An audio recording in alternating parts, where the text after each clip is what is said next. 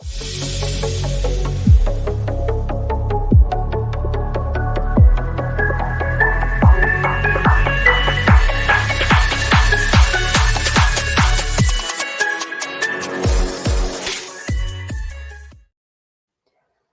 everyone and welcome back to Sportycast. This is episode 62 of the 3FOUR3 podcast, and my name is Riyaz Parker, and I will be joined today by my two co-hosts AF and Jason. AF, how's it going today?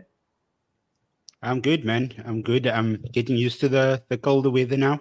Hoodies are out. Last week I just took my jacket out for the first time, but now hoodies are out. I'm feeling warm, but my heart feels cold when I think about my team. But we'll get on that one later. Jason, you have some nice representative jackets that you have on there. So how's it been going? Had a good week? I don't think I can say I had a good week. But I'm here and I'm fighting another day. So let's dance, bro. No, it's been good. It is colder as AF says, but it's about to be hot this evening in Munich, so it's all good. Oh, we hope so. We certainly hope. Well, some of us hope so. Anyway, we have a couple of things that we're going to chat about today on the podcast. We're going to do a little bit of previewing of the games ahead, the FA Cup games, the FA Cup semi-final, and big game next week between Arsenal and Chelsea. And then we're going to speak a little bit about Manchester United and wants to say a couple of things about his team. So I'll let him take it away. And then, but I want to start with actually what Jason, to what you alluded to there, and kind of the title race, because is it officially over? Or how do we feel about both teams dropping points this week and City now leading the title race? How are we feeling about that? I'll start with you, Jason. It was a bit hectic to see, because you guys played a great first half, and then the second half kind of Aston Villa adjusted certain things, and then they kind of won the game in the last couple of minutes. So first of all, is the title race over? How are we feeling about that? And how was the performance in general of Arsenal this weekend? How do you feel about it? I have to agree with you. The first half, great. Couldn't finish. And that's not to say Villa didn't have an odd chance here or there. Second half, they completely bamboozled us, and it wasn't anything special. They just stuck to a very rigid game plan, and with the tension that was in the stadium, as long as it goes on and we don't score and we're not getting a positive result, you can start to feel it growing in the stadium, and it filters to the players. And it showed, we got very sloppy. We lost belief, and it's very strange because it's the first loss for 2024 and it's April. So we've been on a mad run, and I didn't expect it to be at home against Villa. I think our home form has been tremendous. I think we've done enough in the game that we played against him in the first round to really have come away with something. But it's just, it was bound to happen. Unfortunately, we don't have those minerals like City. But I don't think it's completely over. I think at the time we thought it was not going to be anything but Liverpool, and then Liverpool fell off a bit. It couldn't be anything but City can also drop points. We didn't expect Liverpool to drop points at home against Crystal Palace. They then did it. We obviously didn't expect Arsenal to drop points. I think it's going to come down to the goal difference. By some long shot, I'm choosing to believe, because, actually, why not, I think we've been in a banter era for so long, and now we're suddenly competing after 2 years, and now suddenly people are like, no, Arsenal's bottled it. I don't think so. I think anything can happen, and I'm going to cling to that as much as it's the hope that kills you. I'm going to cling to the fact that any team can slip up. There are a lot of teams, like we had mentioned last week, there are a lot of teams fighting for a lot of different things. So I think in this run-in, we've got teams that will play a pivotal role in this title race. I'm going to believe. You won the wave for Spurs. Spurs were supposed to decide something in the games they play against us, but then Mickey can't defend, and Newcastle absolutely walloped them. But that's not what we're discussing, but I just had to throw that in. Look, I accept that fully. At the end of the day, it's actually about Arsenal care more about messing up Spurs' fourth place than the title challenge. I think that's actually the problem. But it's okay at the end of the day. What I actually want to ask you quickly is, what do you think has changed last year compared to this year? Obviously, something like because last year you guys were so good for a long period of time and a little bit fell off, but now you kind of believe that even though you're 2 points off a team that never fails to go the distance, what do you think has changed, and what's changed your mood or your attitude in that regard, kind of a thing? Yeah, I think last season was a bit of it was a new thing for us, right? Because we haven't been competing for so long. So actually being in there and then suddenly falling off, it is like, okay, this is reminiscent of old. But then I think I have full belief in the project. I've said from day one, like, results will be up and down, but as long as we have some sort of a vision and we have some sort of thing, I'm trusting this thing fully, right? And we at step 4 of the 5-step plan that Mikel Arteta set out. Honestly, I thought we would have won the league by now, because for me, step 5 is we qualify for the World Cup and win that. But if we're not going to do that, I have full belief, and it's just, I think it's the unpredictability of the Prem that's really given me this hope. And maybe I'm completely delusional. Maybe I'm just being an Arsenal fan, but I don't think we have to go through life being negative, and I don't think we have to go through supporting your team and thinking the absolute worst for them.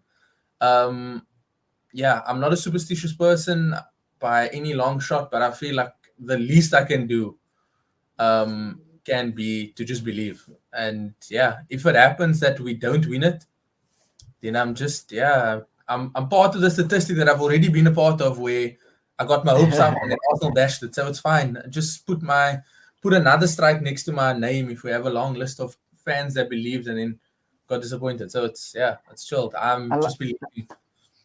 I like that though. So some of us find it very difficult to cling on to that, especially because we've been bad for our teams have been so bad for so many seasons.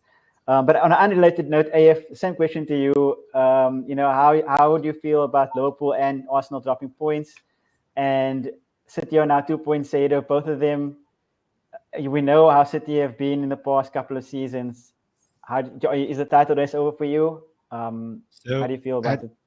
I don't think the title race is over until there's actually some proper distance between the team that's first and whoever falls after that. But I like Crystal Palace. They have a thing with Liverpool. They love to be that sort of crazy team for them, and it's not the first time that this has happened. And I mean, I watched that entire game. Yeah, I don't think if Liverpool played 5,000 minutes, they wouldn't have been able to score. Jota missed an open goal. Yeah. It just wasn't happening for them. So I think it was destined for them to drop all 3 points over there. The Arsenal game, I think Arteta was his own worst enemy over there with the lineup that he chose.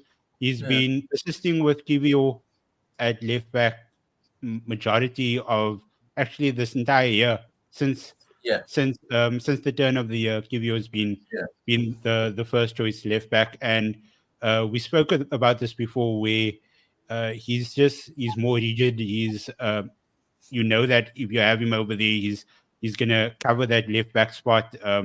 Whoever's gonna be playing left wing won't have to work as hard to be with him.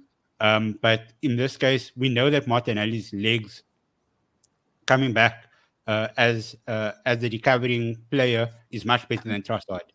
And to have Zinchenko start at left back and Trossard on the left wing, I think that was immediately shooting himself in the foot over there. So I'm not surprised that a lot of the attacks came from that side. Yes, Ollie Watkins, he had the lion's share of the ball as well. But I went back to look at the highlights, and there were so many attacks coming through that flank, past Trossard, past Zinchenko, and I mean, at the end of the day, that's what it came down to.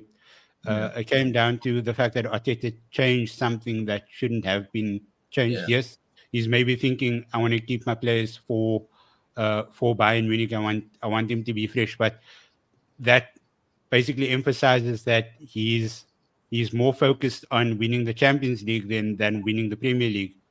I know they're two massive trophies, and if he were to do the double, that would be insanely historic for him as well as the club. But yeah, I don't know what else he could have done besides those two team changes, because everybody else was normal business as usual. But yeah, Jason, from your perspective, do you think I'm on the right track coming from somebody on the outside? Yeah, I mean, we obviously discussed it in that group chat of ours, and we spoke about it. And I think he has the tendency to sometimes, and I think Pep's the same. They overthink it. They want to cover every sort of permutation, and that's fine. But sometimes, if it's working, if it's not broken, don't fix it. And Kivio had a bit of a bad game, and I'm trying to think which one it was where they actually replaced him early on at halftime. I think it was against Porto, where some of the touches at home wasn't like up to what it needs to be, and that's fine. Everybody has a somewhat off day. But if you look back at our results and our recent good form and good turn of form, it's been Havertz at number 9. It's been either Trossard or Martinelli on the left.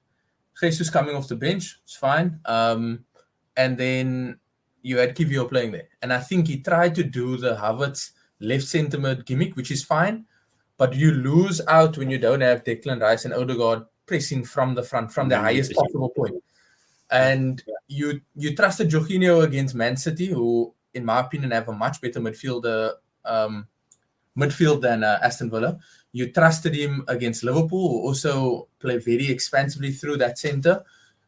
All the big games, you seem to have put faith in him, and then you were worried about the sort of transition that Aston Villa employ and stuff like that. And that, I feel, as much as I want to give Unai credit, I feel that you're giving him a bit too much credit. Like, it's at home. You have to take ownership of the game and not play a reactive brand of football to what the opposition are known for. It's like, regardless if Man United counter at home or on the road, if they come to the Emirates, they need to sit and they have to defend, right? Because we're going to press them all the time. That's how I'd see it. I'm not saying that's what's going to happen. I'm not saying it did happen, but I'm just saying, like, if any team has a specific style, when they come to your home ground, they shouldn't be able to play that specific style. It should be what you are known to be doing and what you impose on the actual game. So, yeah, I think that was possibly one, but also going back to that Champions League thing, it could have been that he was trying to rest it, but only time will tell. I think if we lose it, and it's because he tried to, and I'm not sure if they ever admit when they get things wrong, like those sort of things. But if it comes out and he's like, yeah, okay, he thought that was best, then I don't know. It is a bit frustrating. We've been unbeaten since the turn of the year. The last game we lost, we tried Zinchenko and Havertz at left centre mid, Zinchenko at left back. Since we swapped that around, Havertz went to 9, Kivio came in, we hadn't lost the game. So clearly something was working. I mean, Champions League's a bit different, but yeah, it is frustrating. But like I said, I'm going to try and keep the hope rather, instead of trying to look at the negatives. I'm going to try and, Yeah, I think also you guys had 3 clean sheets in the league in a row as well with that back four. So, I mean, it was working really, really well. Like I said, I think the first half was really good. Even with the changes, I think that the tactics that he employed it worked against the high line of Villa. Because Havertz made great runs from the midfield through the middle, and they found him on many occasions. I think that, and that's why I think they want Zinchenko in the team to play those balls over the top or to create that overload in the middle so that Havertz can make that run, which worked in the first half. They just didn't get a goal. I think the problem came in that game specifically with the game management after the halftime, because, like you said, afterward, I think the goal came from that left side, if I'm not mistaken. One of the goals that came from that left side where Rice was in the left back position and Zinchenko was somewhere else, and then Bailey made that run past Rice and they scored the open net. So I think maybe you should have the substitution should have came earlier. You should have changed it up, because after the break, Unai saw kind of how they were attacking, how Arsenal were attacking, and he changed it up. He basically went to a back 6, and he put Tielemans and McGinn in between the two flanker, the centre back and the two flankers, and he plugged those holes, and Arsenal couldn't get through anymore. And I think the loss of Havertz at number 9 is bad, only without the ball. So when you guys have the ball, I think Havertz can play at left centre mid. But without the ball, I think that his pressing, him and Odegaard's pressing up front, is what creates the kind of, I guess the cohesiveness in the team. Yeah. And I think that's also the problem when it comes to teams like United, where you have only 5 players pressing, whereas with Arsenal, when those two go on a negative pass, the whole team steps up onto the halfway line. Yeah. Whereas with teams like United and things like that, the front team or the front half press, and then the defense kind of lays off a bit. But yeah, as both of you say, the title race isn't over yet.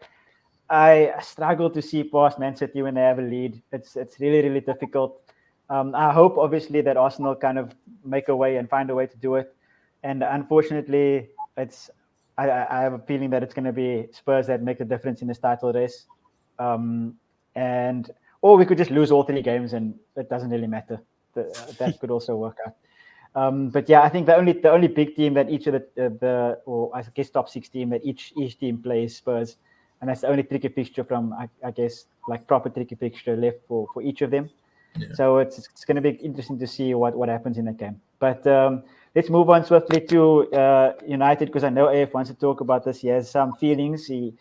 Some feelings that he wants to express about his team. I'm not sure, honestly, what exactly it is. But this is the first time in like 62 episodes now that he's explicitly asked me to talk about United. So AF, I'm going to give you the floor. Yes, this is basically the first time that I think I'm going to be unfiltered on the episode. Okay. And it's more just because of like work warnings. Are you going to do that? That unfiltered or? Nah, I'm going to keep it non-explicit. Okay. Let's put it like that. But just your it's more just like the fact that like I've watched a lot of fan channels and influencers and YouTubers since our game over the weekend, and I think everybody has the sort of same sentiment about where United is at right now. And the thing is, it's all good and well for people to like make fun of United, and for myself as a fan to like poke fun at the team as well, because of how much of a seesaw season they've had. But at the end of the day, like these players are paid a ton of money every single week, and then the fans come into the stadium, 70,000 odd fans into Old Trafford whenever they play at home. Some of these guys are like railway workers, some of them are plumbers, some of them like they don't have the best of jobs, but they work their ass off to try and like afford a ticket to like watch these guys play. And the players like they just don't give a crap. I mean, some of them are jogging on the pitch. Some of them look like they don't, like Riyaz, you mentioned earlier, how like 5 people want to press. I don't even think you can count 5 people in that United team that want to press. They are overpaid. They are lazy. There's some of them that literally shouldn't be there at all. They are stealing a living, and like I think I'm sick and tired of the fact that these players, they come out after a game and then they'll put out the Instagram post of we'll try again next time, and the fans were amazing. Yeah, the fans are amazing every single week. Like the fans aren't the problem. Like the players are the problem. And I don't know. Like with the new ownership coming in, Ineos coming in, the new director of football, Dan Ashworth, I think that's still being ironed out. But that entire football department that they're building, I think they should give Ten Hag one more season, or like at least let him start the season off. If he still catches on nonsense and pulls all of these shenanigans that he has over the last couple of weeks, if he still does that 15 games into the season, I think then they should have conversations about, okay, this isn't the right man for the job. Let's actually look for somebody else. But right now, I think that he's been dealt a bad hand with all the injuries. I mean, 28 different centre-back partnerships in one season is absolutely insane. And I know everybody has injuries, all teams have injuries, but like that is a crazy thing for a manager to try and undergo, and especially in his second season when he's trying to do a rebuild. But yeah, other than that, I think he should take some of the blame as well with some of his attacking changes. I mean, he's constantly playing Marcus Rashford, where the guy should not even be seeing the bench right now. There are other players more deserving, but because of that favoritism, there's other things coming out of it. We saw Garnacho's likes on social media. We saw Ahmed coming out with an Instagram story. We saw the tweets and the rumors about Anthony apparently missing training because he's not happy that other people are getting time over him. So there's cracks definitely in the system, but like I said, Ten Hag shouldn't escape blame. Some of this is on him, but yeah, I just feel like the environment is extremely toxic. You saw Jadon Sancho last night. He was playing with so much confidence and so much freedom, and I can 100% guarantee if he was playing a game this week for Manchester United, there's no chance he takes on 10 people in one game. 100% not. But now, how much do you put it on the manager, and how much is it on the players? Because it's difficult for me to like kind of quantify or like kind of put a pin on exactly what the issue is here when it comes to United. So like how much do you put on the manager? How much do you put on the players type thing? So I would honestly think majority goes on the players right now. There are so many players in that team. They've done so much over the past couple of years with regards to sacking managers. I'm obviously not going to mention names, but I spoke about Marcus Rashford before. I feel like the media keeps on making excuses for him, especially. Oh no, he's going through this and he's going through that, and I mean, like he's still young, and he's not. The dude is 26 or 25 years old now. There's the excuse of him being too young is long gone. He should actually be a role model to the Garnachos, to the Amad Diallos, to the Facu Palestris. Like he should be the role model to them, but he keeps on. I mean, he's paid some ridiculous amount, like 300K a week or something, and he'll press for the first 10 to 15 minutes of a game, and then dude will just give up. Like second half, you'll see him jog. I mean, that's not on. If you're being paid that much money, like you should be running for. If they need you to run for 120 minutes, you should be running for 120 minutes. So yeah, there are multiple players like that, and Roy Keane said it best. These players, they'll throw, no matter which manager comes in, they'll throw any manager under the bus. And I don't think that's ever going to change unless you get rid of them. I fully agree, firstly, because I mean, it does look like they just kind of not fully down tools, but they just don't want to run. And I mean, that's the easiest thing for one of the easiest, but like it's something basic that every player kind of should have is. Yeah. I know you don't have the skill. I know you don't have the passing ability. If you don't have the shooting ability, it's all good. Just make sure you bust your gut to get back, to get forward, to do what you need to do for the team type thing.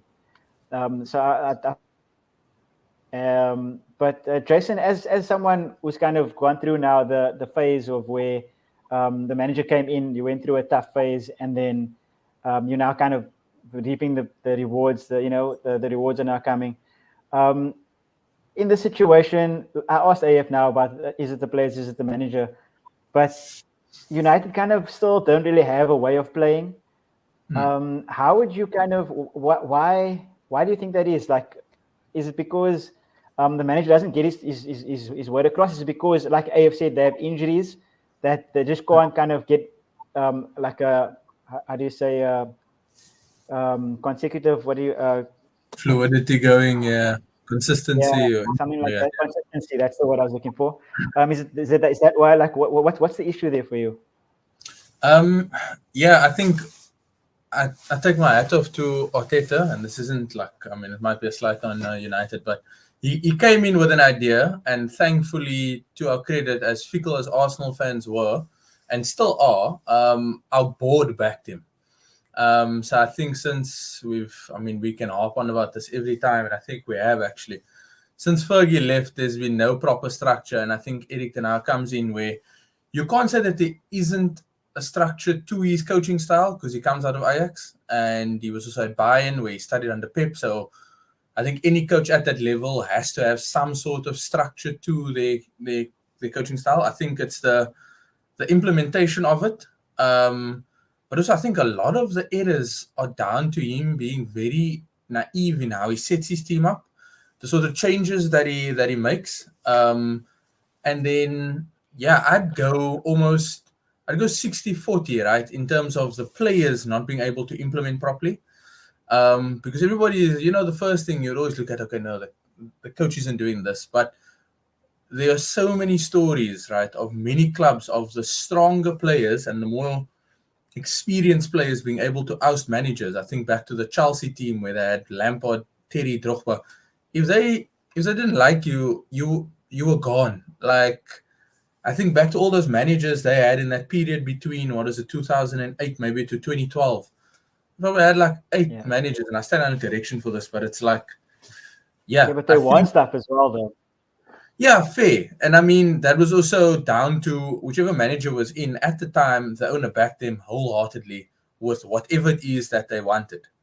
So Chelsea during that period, I think their first thing came after Roman Abramovich spent what could have been record transfers at the time for Jose Mourinho to bring guys in. And then after that, it was just whatever superstar was available, or whichever superstar the manager at the time wanted, they would get.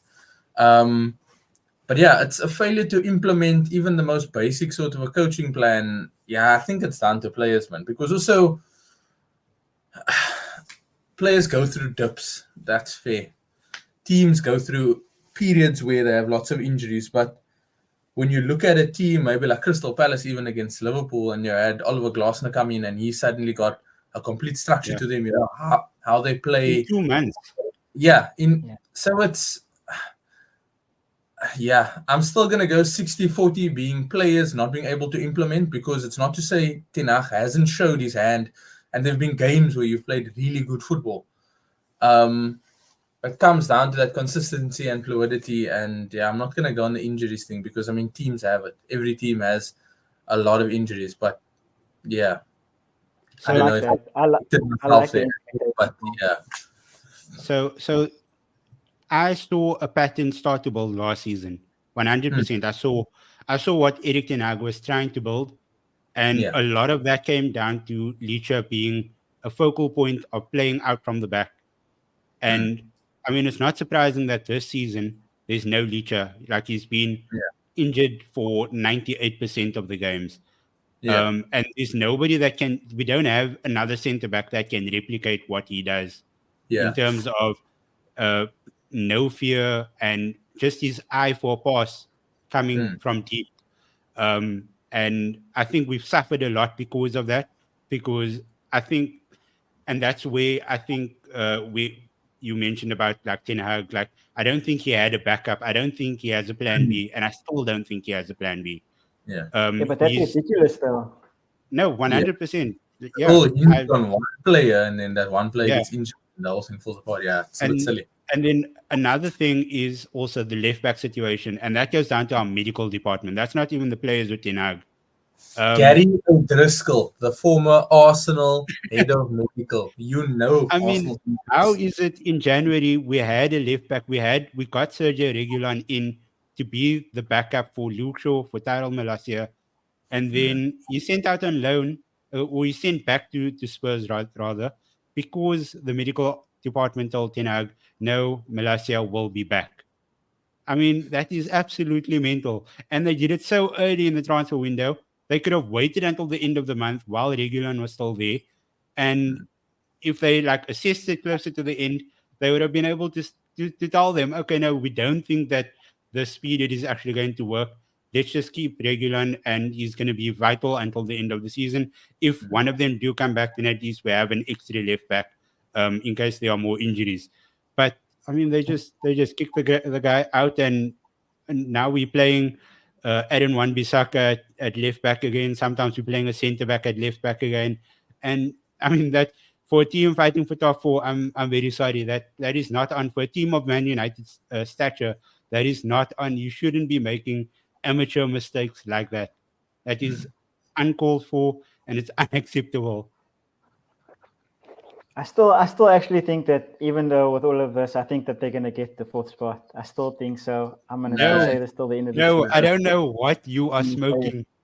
That must be Yeah, some but good things stuff are over my the way weekend to when. have. There Yeah. must be some good stuff over the weekend when.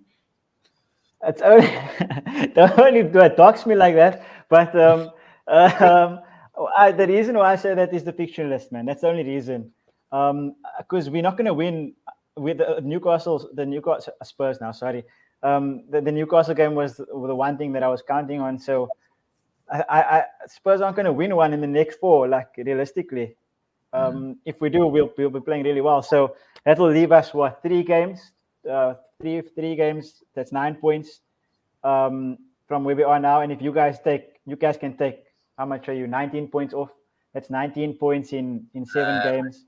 Oh, that's I actually don't quite think much. United is the one that you have to worry about. I think it's Villa. I think Villa's gonna. No, Yeah. Villa is there already. So Villa's already ahead of us. So it's, So you're saying they'll get 4th and then the 5th spot will be the last spot that everybody's vying for. I still think United are going to get 4th and Villa will get 5th and we'll get 6th. But Villa. I'm going to be controversial here. I'm going to be Yeah. controversial here and say that, bro, what if Chelsea gets that last spot? Nah. They. I'm with it. I'm not even joking right now. I'm with it. legit serious. I'm so with it. I love it, actually. I'll take it all day long. As long as we're in 5th or 6th, I'll give Chelsea 4th all day long. I mean, Cole Palmer has been. Can we just talk about Cole Palmer quickly, just before we get onto a preview of Well, this we can actually blend that in because I mean we're previewing City and Chelsea and Arsenal. Might as well. Okay. Because I mean, Cole Palmer is ice cold. Like that boy is something like it reminds me of a young Phil Foden. Like he might be better at that age than Phil was. Oh, that's old. Like I mean, he's playing in a team that is crap. Like the team plays shocking football, and without him, they would have been relegation bound. Well, not bound, but I mean, like they would have been fighting there at the bottom of the table. Let's be real, because he scored the 2nd most amount of goals in the Premier League this season. He has half the amount of assists, and he just happens to do something every single week. Every week, he does something to help the team out of a hole. I mean, the way he nutmegs people is actually just rude, and he's single-handedly keeping that team from absolute shambles at the moment. And what a buy! I mean, how much did he cost? 45 million. That's like ridiculous, and he's only like what 20 or something, 21, something like that. That's ridiculous. I think he's second highest, just behind Erling. One goal behind Erling, I think it is. Erling hasn't scored in weeks. Are they tied? Yeah, him or his penalty tied him. Okay, that makes sense. So they both have 20 now, and Watkins on 18, I think. That's how it is. But yeah, he's Watkins on 19 as well. Yeah. Okay. Oh yeah, he scored against Arsenal on the weekend. Yeah. Can't keep track of these things. Can't believe Ireland hasn't scored in so long. But yeah, how do you guys? Okay, let's go into that then. Arsenal City this weekend, not Arsenal City, Chelsea City this weekend. FA Cup semi-final. Is it at Wembley? I think that's how it works. Yeah. Guy hasn't been in the FA Cup semi for so long. He's asking, is it at Wembley? Jeez, bro. I don't even remember being in the 4th round of the FA Cup, so it's that's how it goes. Jason, I will come to you first. How do you think the game's going to go? Do you think Chelsea have a chance at all? At all? I think they always have a chance. Recently, they've shown that against City, this fearless team. It's very strange, right? But also, I just want to circle back just to them getting 4th. 5th, whatever it is. Yeah, 5th. I don't think saying so. 5th, not 4th. Yeah, I don't think so at all. I think for all the good that they've done, right, they've gone from 9th to 10th to 11th to 9th again. Like, that's where they're hovering around. What did we say after they beat Man United? I think somebody said online, okay, watch them draw against Sheffield. Then they drew against Sheffield. I'm just upset that we don't play them before they actually play City, because after the 6-0 win, they bound to have egg on their face, and I think City probably go into the game feeling confident, because Chelsea at this moment in time are so dysfunctional. And I mean, I think we saw that dysfunctionality when they got that penalty. Like, it's embarrassing. That's literally what before the game, bro. You say, okay, look here.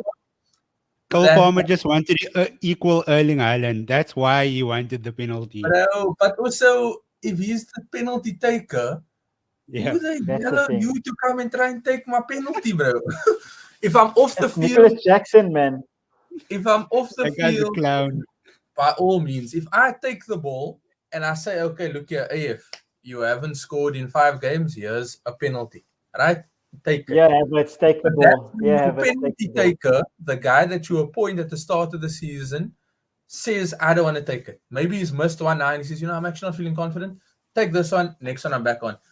But to do that whole dance in front of everybody, and I think it might have been worse if maybe Cole Palmer missed, or if somebody took it and they'd missed it. But yeah, it's so shambolic. So yeah, just to circle back, I think City, I don't know if it's a big dependent on what happens this evening for what sort of team that they play. But I mean, they play on a Wednesday, then they play Saturday, then they play next week Thursday, I think, if I'm not mistaken. Wednesday, yeah, no, isn't the Merseyside derby the Wednesday, and then the City the Brighton game Thursday. I mean, maybe either or, but yeah, they I think City will have too much just because they've been there. They know what it takes, and I think when it really matters and it really your team needs to stand up, I don't think Chelsea have the sort of players that can do it. I think they have a lot of good individual skill, a lot of talent. Pochettino can coach a team to a certain point, but their most experienced player is Thiago Silva, and I don't think he can do everything in that game. There's only a certain point that you can take your team without having the necessary byproducts, basically. And I think that's what happened with Arsenal last year, right? We raced very well, but when it needed to be, the guys need to stand up and be counted for, it was non-existent. So I think that's going to be the case now. I think City win it, and then in my wildest dreams, I think City capitulate, but I know that they don't. So yeah, I think City take them. Do you think that maybe, I mean, we all know how Chelsea embarrassed themselves against Liverpool in the League Cup final, so that could maybe spur them on to do the opposite over here, to prove that they should be winning this, like the FA Cup instead. And then another thing as well, we saw how they played against City, both games in the Premier League, and they knew how to counter anything that City threw at them, and they played with a press that City didn't know how to deal with either.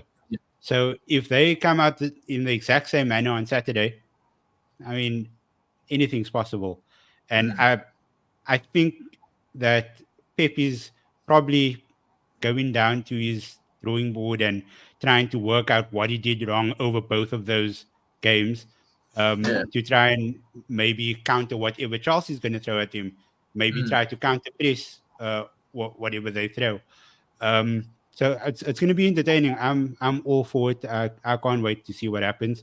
And then also with Cole Palmer being in the insane form that he is going to want to prove a point to City as well.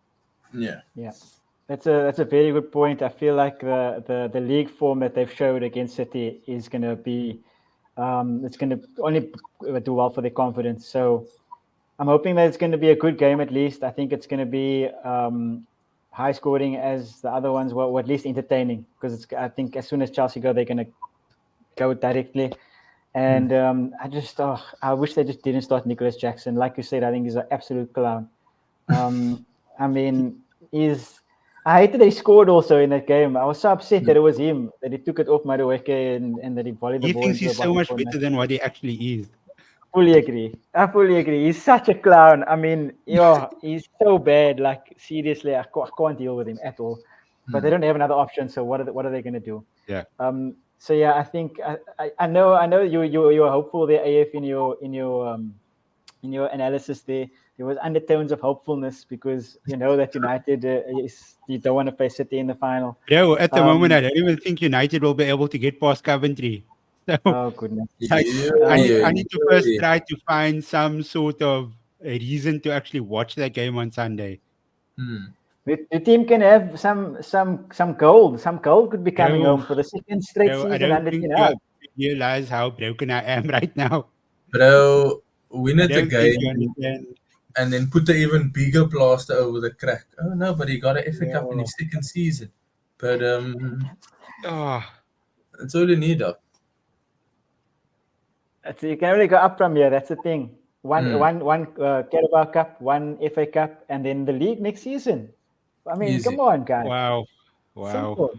Easy. Wow. I mean, I think the difference there between the two teams that are going to play this weekend is that they've both been inconsistent, but United, like we said previously, find a way to win. Whereas Chelsea, they capitulate badly. Somehow, some way, they just capitulate, and it ends up bad for them. Do you think? Do we think that Chelsea's going to lose? Okay, go ahead. No, I was just gonna do another subtle dig at United. Okay. Previously, At your own team. people call, like, they called Liverpool before mentality monsters, and I mean United, they like what, mentality puppies at the moment. Because that last 10 minutes of every game, I mean Bournemouth, Brentford, Liverpool, Chelsea, it's like they find reasons to concede goals in that last 10 minutes. It's ridiculous, bruh. The mentality Muppets. Muppets, yeah. That's the one.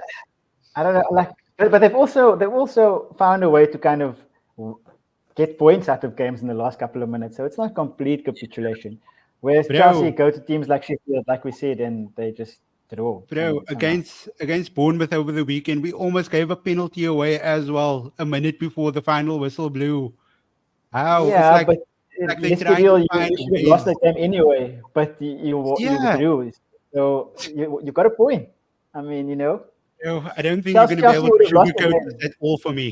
There's no way. There's no way. You see, Jason, I think this is the problem with this whole situation. Because usually we rag on United, but now since Abe is ragging on United, it's basically reversing That's not as fun anymore. Yeah, it's actually sad now too. Like, this is my boy. Even I know that it's sad. He's pouring his heart out now, and we trying to add fuel, and this man's like, "Nah, don't you do it. Let me throw the fuel on." Yeah. Sorry, bro. Been there, experienced that one. Yeah, Have the team burned it already. Still experiencing it. Some of us are still experiencing it for like 32 years of our lives. But you know, it's all good. So okay, lastly, I want to end off just before we finish. I want to get predictions for the two games. Let's start off with the FA Cup semi-final. Arsenal. I keep saying Arsenal.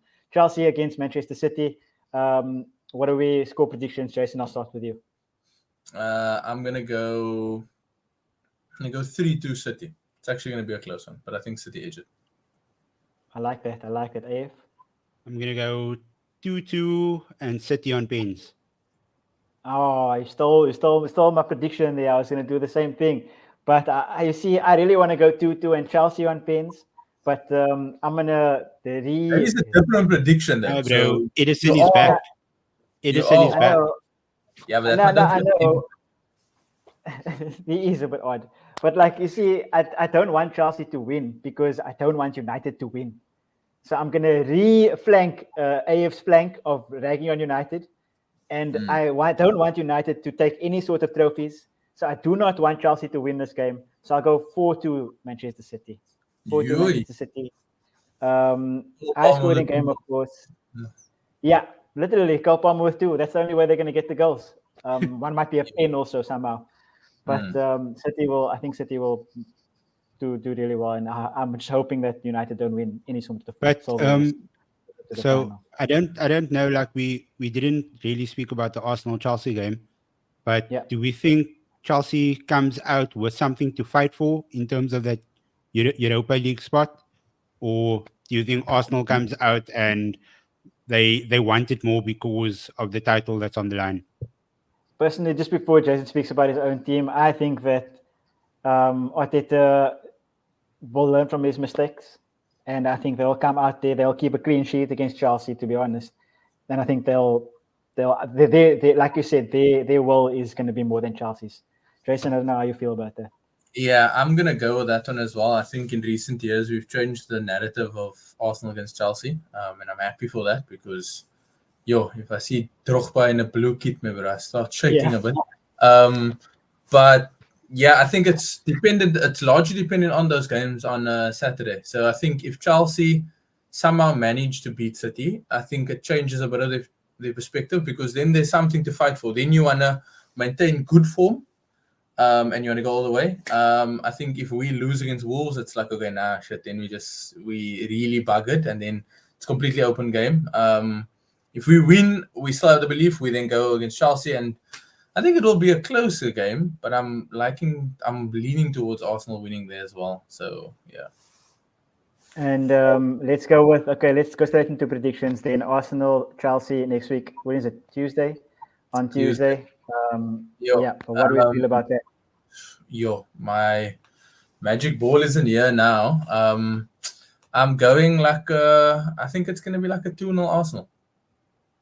I like that. I think we will restrict Cole Palmer. I think Arsenal concedes 1. So okay. I don't know 2-1, 3-1, but I think Arsenal concedes 1. Okay. I fully agree that they're going to restrict Cole Palmer. I think that backline and Kiwi who will play will kind of nullify him a little bit. Also, I think that Chelsea played him in the right position on, when was it? Whenever they played now, when they won 6-0. Monday. He played as a 10. Yeah, he played as a 10. Yeah. Madueke played right and Mudryk played left and he played behind Jackson, and then all of a sudden he was scoring goals. He was in the right positions all the time. So I think that's his position, to be honest. I know everybody wants him to play on the right, but I genuinely think that 10 is where he needs to be. But like Jason said, I think Arsenal are going to pocket him. They pocketed better players than him this season. Haaland, I mean, basically.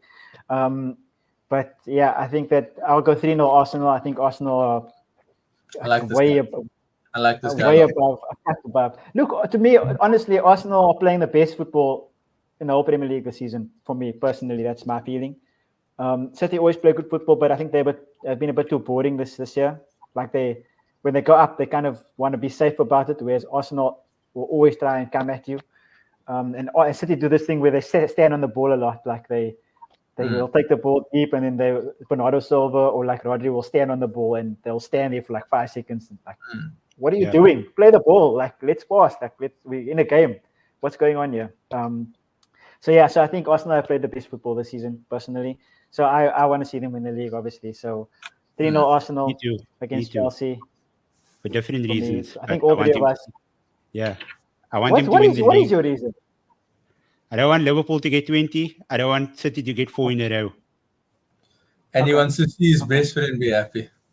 And that's obviously that's I was actually leading up to that. Okay, cool. That was going to be the first one. Before we do wrap up, though, can we just shout out Bayer Leverkusen? What an astronomical, massive, humongous, gigantic achievement. Yeah. Kane strikes again. Kane Curse is going to strike again tonight. And then, I will be so glad to be part of history if it does happen. But yeah, definitely shout out Bayer. They wrapped it up early. They wrapped it up in a fashion that I don't think we've seen. I think we maybe only seen it was Bayern. And they did what Dortmund couldn't. They actually knocked Bayern off their perch. So 100% they'll do a complete reshuffle. They'll sack the whole technical department there at Bayern Munich. And then next season it's probably going to be business as usual. But for now, we'll revel in the fact that they took them off. And I think they did it in a manner that was pleasing. And also shout out Granit Xhaka. The character arc on Granit Xhaka has been nothing short of amazing. And amazing. Yeah, as an Arsenal fan, I'm just so happy. I think we've always seen that there was a player and he was clouded and a lot of other stuff. But last season, I don't know, man. I think we have a thing. We sent Robin van Persie and he won the league. We built up Xhaka. He had his best season with us ever. And then he goes to win the league. So, I don't know. Maybe we must send somebody to like a Spurs or United and then... Please, you sure? Nah, but actually, Wait a there's minute. so much negative juju there that they actually might be an inverse or something. I think No, come on. that's where the streak dies out. But yeah, Come on. shout out Bayer Leverkusen, Xabi Alonso and the gang. Yeah, I think what really like stands out is how dominant they were in the win. Like I think they're still unbeaten, which is crazy. Okay, Not as crazy. someone needs to beat them though, no? Because Arsenal's holding on to that thing, and if nobody does it, what do I have left then? If I don't have the invincible, what has this all been about? Yeah, I don't know. What do you mean? The double this season is what it's about, Jason. Get on it, man. Look at this is the best Spurs fan that I've met. I'll tell you now, this bra is on the wrong side of North London. Look, man, if you want anyone to blame for that, blame Zadie, because when I was small, I used to watch games with him, and he basically showed me how nice or how great Arsenal used to be. So blame him fully. And then you still supported Spurs. Yeah. Wow. So clearly, Zadie did something wrong in all the right things. I used to like the way Arsenal played, man. But I mean, by Leverkusen and the fact that they've played such good football as well to dominate the league in that way. 3 games left. I don't think they're going to be beaten. It's going to be an unbeaten season. So props to them. Hopefully they can kind of maintain that, because that's going to be the next thing, right? Maintaining that momentum for the next season. They won't go unbeaten again. If they do, it will be unbelievable. But they won't go unbeaten again. So it's just to see if they can beat Bayern for a second season, and then can come crawling back, and we can he can uncurse himself somehow, some way.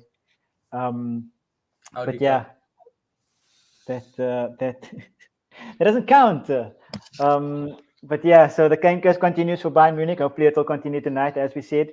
But this episode is now. Is there any last thing that you guys want to say? Want to bring up? That was a good shot in the Leverkusen thing. But yeah, we both, all 3 of us are gonna are thinking that Chelsea are gonna lose both games. So that's good. That's interesting to see. But yeah, that's it for this episode. Jason, where can everybody find you? At Jason_Ronnie, and then just Jason Ronnie on TikTok, actually. Yeah, but also at Sportycast. Find me there. Lovely stuff. And AF, I thought so. This always is kind of satisfying for me, because it's just something satisfying about being able to have one name over all platforms. But AF, where can people find you? Yeah, guys, it's like you can do it yourself as well. Nothing's stopping you. You can change it. Me and social media, man. Yeah, at AFParker642 on all social platforms. But yeah, follow us at Sportycast as well. Our threads and X posts have been improving day by day, week by week. Mr. Jason Ronnie over here just posted his first thread this past week as well. So well done on that. Thank you. Six-word reply, but it was my first thread. Yeah. Still waiting for Riyaz to start with his threads profile as well. It's gonna happen, and once he gets the bug over there, it's gonna be insane. Yeah, when Spurs get that Champions League spot, and then he'll do it. That time threads is no longer existing. But yeah, just at Sportycast, follow us, interact with us. We might be having a cricket show soon as well, so that's something I'm putting out there. Stay tuned for that, with the IPL back end coming up, and then the T20 World Cup as well. Nice. We're going to be covering content on that on a weekly episode basis. So yeah, stay tuned for that, and yeah, like this video, and yes, you can do the rest. Yeah, thanks, guys. Thanks for watching this episode 62 of the 343 podcast. We are Sportycast. Like, subscribe, comment on the videos. If you think we're talking absolute nonsense, give us your opinions on what we've been talking about, because I feel like that's where it all is. It's all about opinions. It's all about what we kind of think about the beautiful game, and that's why we're here, talk about it. So hit me up also at _Riyaz on Twitter. I'm trying to be better, I guess. And on Instagram at Riyaz Parker 7. And follow at Sportycast. But yeah, we've been the Martin Odegaard, the Bruno Fernandes to my James Madison. And we'll see you next time. Peace.